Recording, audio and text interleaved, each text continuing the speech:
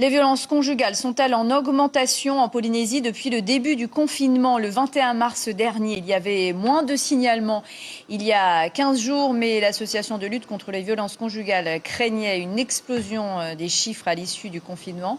En effet, pas de possibilité pour les femmes battues de signaler des violences en présence de leur mari pendant le confinement. On retrouve tout de suite Hayata Buluk et Patrick Tinsin qui nous donnent plus d'explications. Nous sommes au Puotehau, c'est un centre d'accueil pour femmes battues ouvert depuis 30 jours. Depuis le début du confinement, ce centre avait été fermé par les affaires sociales, mais depuis 10 jours, le Conseil des femmes qui gère cet établissement en a décidé autrement et accueille des femmes battues avec leurs enfants. Nous sommes devant la salle de confinement avec la directrice du Puotehau, Rowena Touroué. Bonjour et merci de nous accueillir ici. Est-ce que vous avez accueilli des femmes depuis la réouverture de ce centre? Oui, bonjour. Pour répondre à votre question, Hayata, effectivement, nous avons reçu une demande la semaine dernière d'une maman et de sa fille. Cette salle de réunion qui d'habitude, où nous tenons nos réunions avec le Conseil de femmes, a été transformée en salle de confinement. Comment s'organise justement l'accueil de ces femmes ici? Alors, tout d'abord, nous les faisons entrer par le portail qui se tient à l'avant pour éviter justement qu'elles entrent par le centre. Ensuite, elle est placée directement ici. Nous avons justement mis à disposition pour elle et sa fille des lits, comme vous pouvez le voir. Ça, c'est dans un premier temps. Nous lui avons expliqué que du fait qu'elle est parmi nous, il va falloir qu'elle subisse le confinement, c'est-à-dire la quatorzaine. Donc, il y a les sanitaires qui se trouvent à l'extérieur pour elle et sa fille.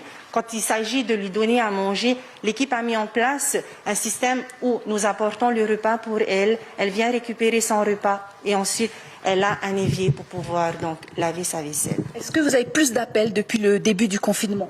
Depuis le début du confinement, j'ai eu beaucoup d'appels. Maintenant, la règle était de mettre en attente les demandes d'intégration parce que nous ne savions pas encore comment gérer la situation. Or, comme vous l'avez dit, depuis 10 jours, le Conseil des femmes a décidé de réouvrir ses portes parce que nous ne pouvons pas rester insensibles à la demande des mamans. Il y a plus de violence dans les familles? Il y a plus de violence et cela est dû principalement à l'interdiction de la vente d'alcool, si je puis dire. Il faut que vous sachiez que l'alcool est un des facteurs principaux qui pousse justement les gens à devenir violents et surtout envers leurs femmes. L'interdiction d'alcool n'a pas arrangé les choses?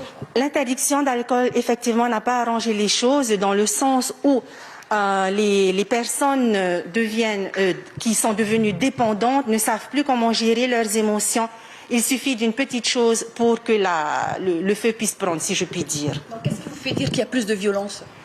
C'est dû aux chiffres et c'est dû justement au nombre de demandes depuis l'interdiction d'intégration qui m'a fait comprendre que oui, les mamans sont toujours en attente et ça a explosé les chiffres. Merci beaucoup Rowena pour toutes ces précisions. Donc voilà Natacha, donc nous sommes dans la salle de confinement prévue pour les victimes qui font appel au Puotehau. Cet après-midi, le Puotehau va accueillir une victime de Moria et ses 2 enfants.